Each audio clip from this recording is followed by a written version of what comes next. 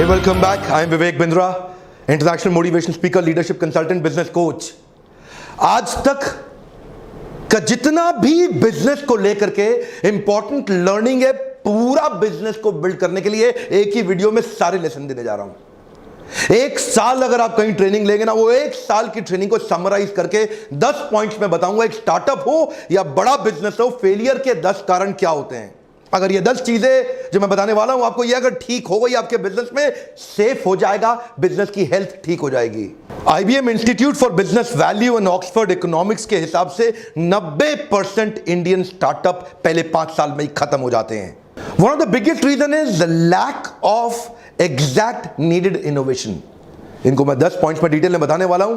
2015-16 की एशिया की रिपोर्ट देखें, इंडिया ने केवल 1423 पेटेंट फाइल किए, कोरिया ने 14,600 पेटेंट फाइल किए, चाइना के 29,800 पेटेंट हैं, और वहीं जापान 44,200 से ज्यादा पेटेंट फाइल करके एशिया के अंदर स्टार्टअप्स में सबसे आगे निकला है। फोर्ब्स ने मोस्ट इनोवेटिव लिस्ट ऑफ एक कंपनीज निकाली, उसके अंदर 25 टॉप कॉर्पोरेट जहां सबसे ज्यादा इनोवेशन होता है, इंडिया की 25 में एक ही कंपनी आई, Asian paints. Ratan Tata continuously अपना डिससैटिस्फैक्शन पब्लिकली एक्सप्रेस कर रहे हैं। इंडिया में एक्चुअल डिसरप्शन और एक्चुअल इनोवेशन इंडियन व्यापारियों में एग्जिस्ट नहीं करता। अगर आप चाहते हैं कि वो अपने बिजनेस को एक्चुअली बड़ा करें, ये 10 पॉइंट्स जिंदगी भर छाप के प्रिंट आउट लेके हर जगह इसको लगा लें, याद रखें। ये 10 पॉइंट्स आपके लिए मील का पत्थर साबित होंगे। 2015 में इतने खराब एक्सपीरियंसेस हुए कि 2016 की फंडिंग बहुत नीचे चली गई। 2015 में स्टार्टअप्स को फंडिंग मिली $7.5 बिलियन की। वही 2016 के अंदर हमारे स्टार्टअप्स केवल $3.5 बिलियन का फंड ही अट्रैक्ट कर पाए। वो एनर्जी कम हो गई। आज इन्वेस्टर पैसा डालना ही नहीं चाहते, क्योंकि हमारे इंडिया में स्टार्टअप्स को बड़ा करना और मेंटेन बिजनेस को करना आता नहीं है लोगों को। स्टार्टअप के इकोसिस्टम को लेके जो मोस्ट पॉपुलर 10 सिटीज है पूरे दुनिया के अंदर, उनमें इंडिया की किसी भी सिटी का नाम ही नहीं आता। मोस्टली सारी सिटीज अमेरिकन है। नंबर 1 पे सिलिकॉन वैली, 2 पे New York city, Los Angeles, Boston, ये टेल अवीव इजराइल से आती है, फिर London, Chicago, Seattle, Berlin, Singapore. India का कहीं नाम ही नहीं आता। हां, बैंगलोर तो है, लेकिन टॉप सिटीज में नहीं आ रहा। केवल बैंगलोर ही रजिस्टर हो रहा है दुनिया के मैप पे। क्विकली 10 पॉइंट्स लेते हैं। पहला पॉइंट है missing innovation around customers money making model.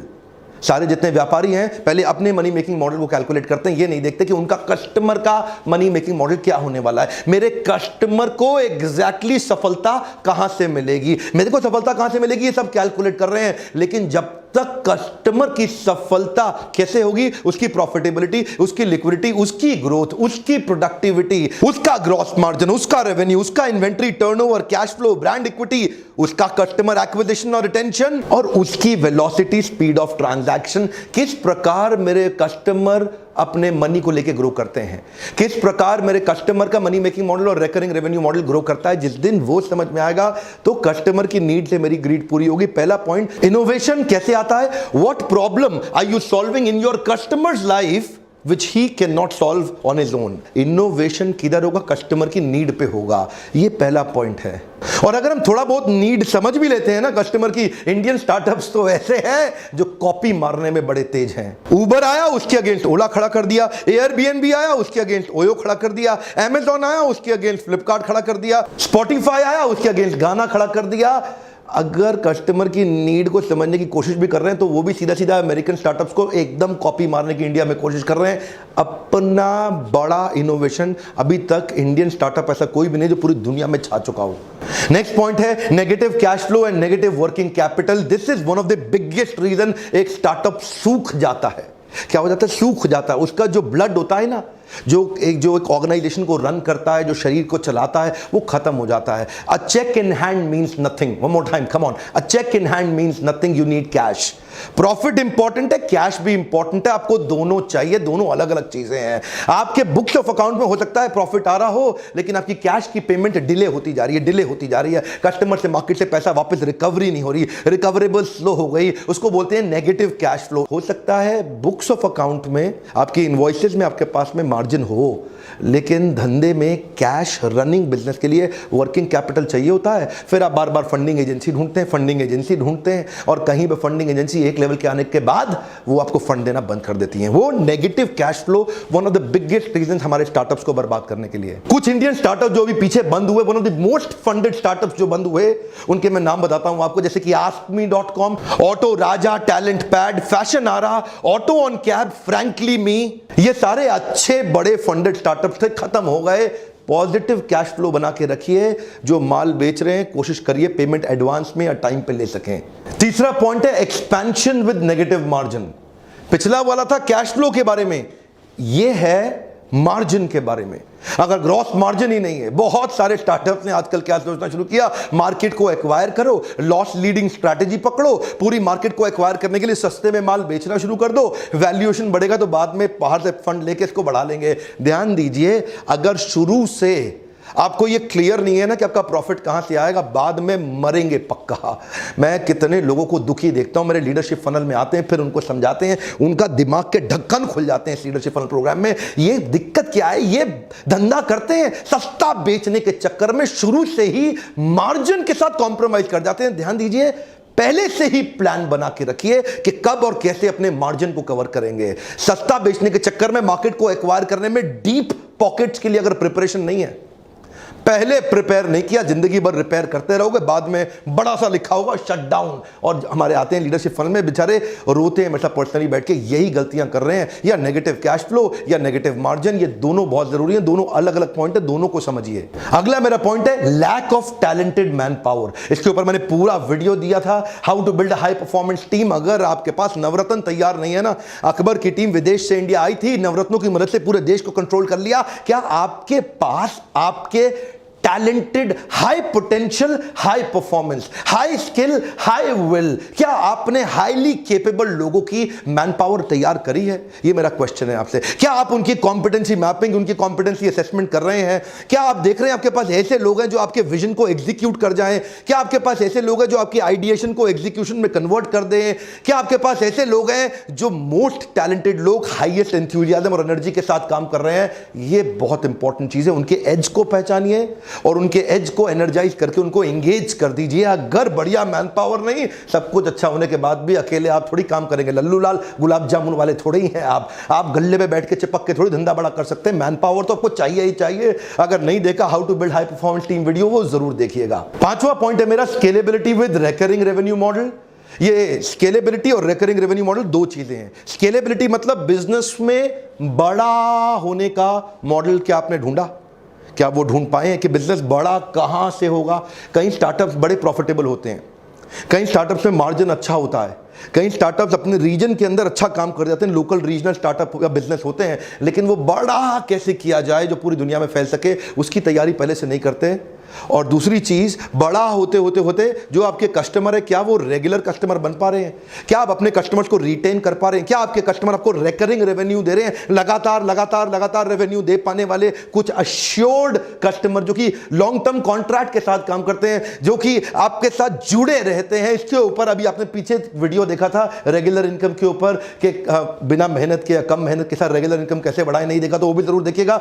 वो वीडियो पूरा डिटेल है, लेकिन यहां पे एक पॉइंट है जो बड़ा महत्वपूर्ण है कि एक तो बिजनेस बड़ा होना चाहिए और दूसरा बिजनेस में कुछ सस्टेन्ड रिटेन कस्टमर्स के लिए रिकरिंग रेवेन्यू मतलब रेगुलर इनकम वाले मेथड्स को बिल्ड करें। अगर ऐसा रहेगा तो आगे दौड़ पीछे छोड़, आगे दौड़ पीछे छोड़, इसका टेंशन नहीं रहेगा।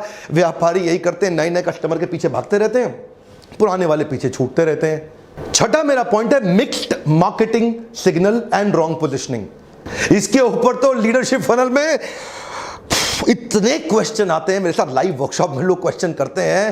प्रॉब्लम क्या है, लोगों को पता ही नहीं अपने प्रोडक्ट को मार्केट में पोजीशन कैसे करना है। वो है कौन, आपकी आइडेंटिटी है क्या, आपका परफेक्ट कस्टमर कौन है, आपका इम्परफेक्ट कस्टमर कौन है, आपका परफेक्ट प्रोडक्ट क्या है, आपका इम्परफेक्ट प्रोडक्ट क्या है। आपका प्रोडक्ट ठीक से प्लान नहीं किया गया, आपका कस्टमर का सेगमेंटेशन ठीक से प्लान नहीं किया गया। हर जगह हर एक को जाके तू भी खरीद ले, तू भी खरीद ले, हर एक को थोड़ी जाके माल बेचते हैं। आपको परफेक्ट मार्केट डेमोग्राफी और साइकोग्राफी के हिसाब से ढूंढनी है और फिर जाकर के वही प्रोडक्ट प्रेजेंट करना है।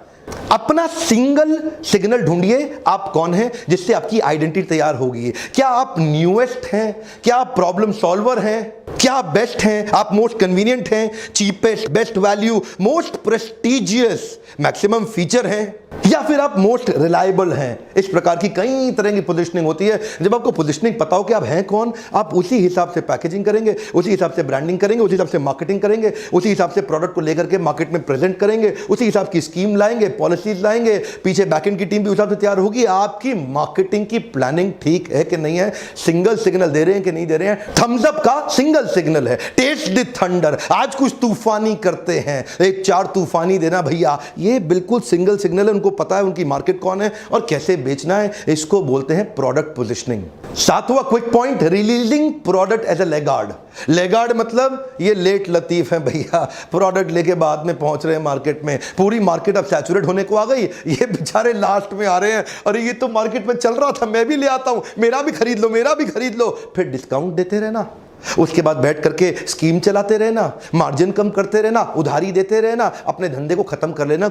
आपके धंधा, आपका बिजनेस कितना सेफ है इस पर डिपेंड करता है कि आप प्रोडक्ट की टाइमिंग ठीक है, क्या आप मार्केट के अडॉप्शन कर्व को पहचान पा रहे हैं। One of the biggest reason product late आने के बाद में बेचारा स्ट्रगल ही करता रहता है, यार कोई खरीद नहीं रहा है, कोई खरीद नहीं रहा है, बढ़िया कस्टमर नहीं मिल रहा, कस्टमर तंग कर रहा है, कस्टमर मेरे कॉम्पिटिटर के पास चला जाता है, कस्टमर उधारी मांगता है। इस पे तो बहुत डिस्कशन करते हैं मेरे पार्टिसिपेंट आके मेरे साथ। हम पूरी एंटरप्रेन्योरशिप आपको सिखाना चाहते हैं इस छोटे से समरी वीडियो के माध्यम से। 8वां पॉइंट है, save yourself from getting out competed. आपने अच्छा बिजनेस तो शुरू कर दिया, लेकिन आपका कॉम्पिटिटर आपको ध्यान से देख रहा है, ये आदमी कर क्या रहा है, उसकी पूरी नजर है आपके ऊपर, उसकी चील की तरह पहनी नजर है आपकी हर चाल के ऊपर, वो पोकर की तरह चुपचाप खड़ा होकर के देख रहा है आपको, ये आदमी कर क्या रहा है। पहले से तैयारी करके चलना है। आपने एंट्री बैरियर का मेरा वीडियो देखा था, मैंने वहां कुछ पॉइंट शेयर किए थे।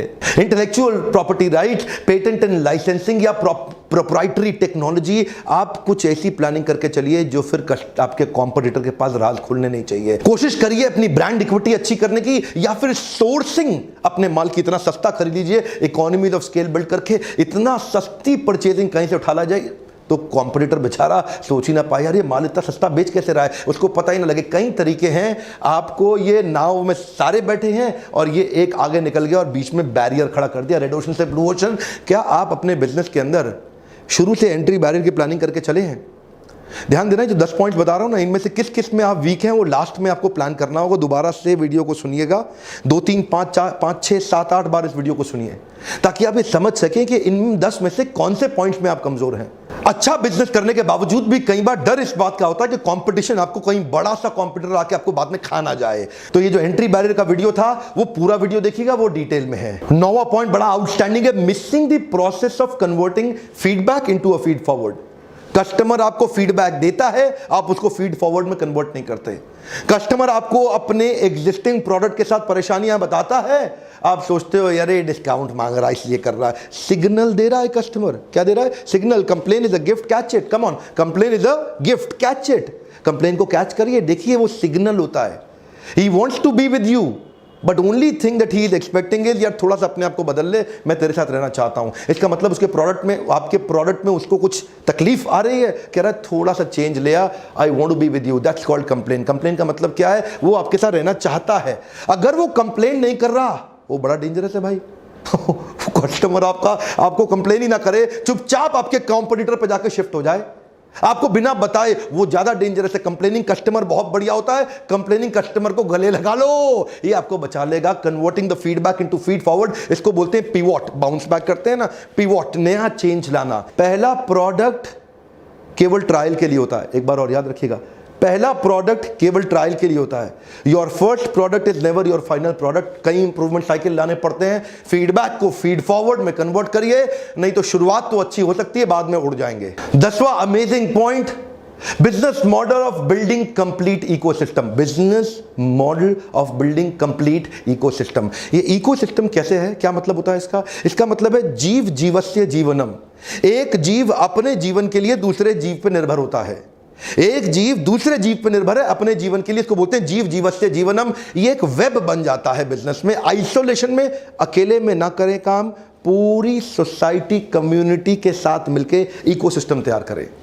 जैसे कि फेसबुक एक इकोसिस्टम है बहुत बड़ा, अगर फेसबुक चला गया ना दुनिया से, अचानक पूरी दुनिया में तहलका हो जाएगा। जैसे कि YouTube एक बड़ा इकोसिस्टम है, इसमें कितने हजारों लाखों करोड़ों लोग इन्वॉल्व हो चुके हैं YouTube के अंदर। YouTube को बनाने और कंज्यूम करने दोनों में बहुत बड़ा इन्वॉल्वमेंट है। पेटीएम हमारे देश में आने वाला एक और बहुत बड़ा इकोसिस्टम होगा। Amazon एक बहुत बड़ा इकोसिस्टम है।